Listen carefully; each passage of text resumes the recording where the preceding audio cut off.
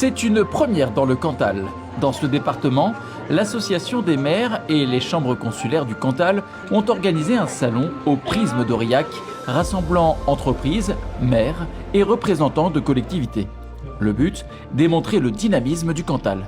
Comme on l'avait constaté dans l'Allier et on l'a constaté aussi en Haute-Loire, c'est un vrai moment où il y a un échange économique entre les partenaires éco et les collectivités, les élus, et qui permettent sur une journée pour échanger sur leurs projets et sur les services que peuvent amener les entreprises. L'AMF a beaucoup travaillé, mais nos partenaires organisationnels, Académix et la CCI de l'Allier, nous ont aussi beaucoup aidés avec beaucoup de professionnalisme et de savoir-faire. Et du coup, la commercialisation des stands a été relativement facile. Et encore une fois, je pense que ça prouve que cette organisation répond à un besoin et à la volonté des entreprises de se rapprocher, de se faire connaître encore plus de la commande publique finalement. En effet, plus de 120 exposants ont répondu à l'appel de Christelle Pasquier et de ses équipes. Les organisateurs ont pu compter sur le soutien de nombreux partenaires, parmi lesquels les conseils départemental et régional. Bruno Faure tient à redire le lien puissant qui unit tous ces échelons territoriaux. Je crois que la commune, c'est la cellule primaire de la République. C'est là où ces maires sont essentiels et proches de leur population. Le département, c'est le territoire de la solidarité et la région, c'est l'espace, économique, la puissance économique. Et c'est un empilement de ces trois strates qui est essentiel. Autre partenaire majeur, EDF, présente en conférence pour rappeler les enjeux environnementaux à venir. On a une première pointe le matin vers 8h ou 7h lorsque tout le monde se réveille, allume la lumière, lance la machine à café, lance la machine, etc. Lorsque les industries reprennent aussi. La France est face à un défi pour la transition énergétique, parce qu'on doit d'abord, pour arriver à la neutralité carbone, baisser les consommations de 25%. Ça, c'est un objet connecté qui permet de piloter les chauffages des collectivités. C'est un robinet intelligent, on met ça sur des radiateurs, et avec son smartphone, on sait programmer la consigne et à quelle heure on chauffe pour faire la chasse au gaspillage. La grande scène du prisme laisse sa place dans la matinée à l'Assemblée générale de l'AMF cantalienne. L'occasion de tordre le cou, une bonne fois pour toutes, à certaines idées reçues.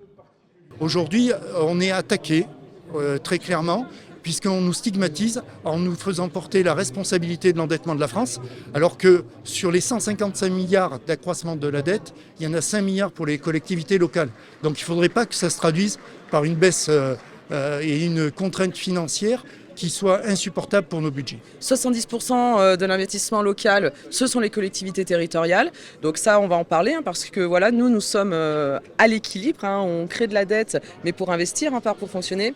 Et en parlant d'investissement, les villes de Salers et de Condat se sont vues remettre les victoires de l'investissement local. Les maires de ces deux communes ont reçu, en main propre, ces prix récompensant des travaux de rénovation. Car il est aussi question de cela sur le salon. Les différents élus viennent passer commande auprès des entreprises. À l'image du maire de Saint-Urcise qui souhaite refaire l'adressage de sa ville. Je remarque, on sait qu'il y a beaucoup de choses à voir et des choses très intéressantes et la journée ne suffira pas à voir tout ce que nous souhaiterions voir. C'est plus qu'important. Moi, je trouve que le contact humain, rien ne remplace le contact humain. Donc les mails, tout ça, je pense que les mairies sont, surchargées. Et le contact humain, l'échange, et puis on se souvient toujours de quelque chose sur un salon. Donc quand on reprend contact, on a toujours une petite anecdote en disant, vous vous rappelez, on s'est rencontrés, voilà.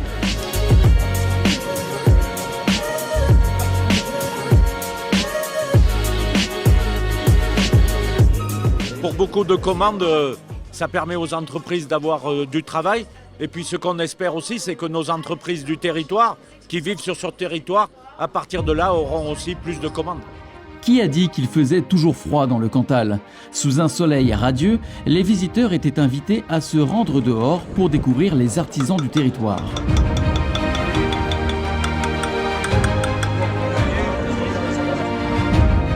Bref, une première édition du Salon des maires tenant toutes ses promesses.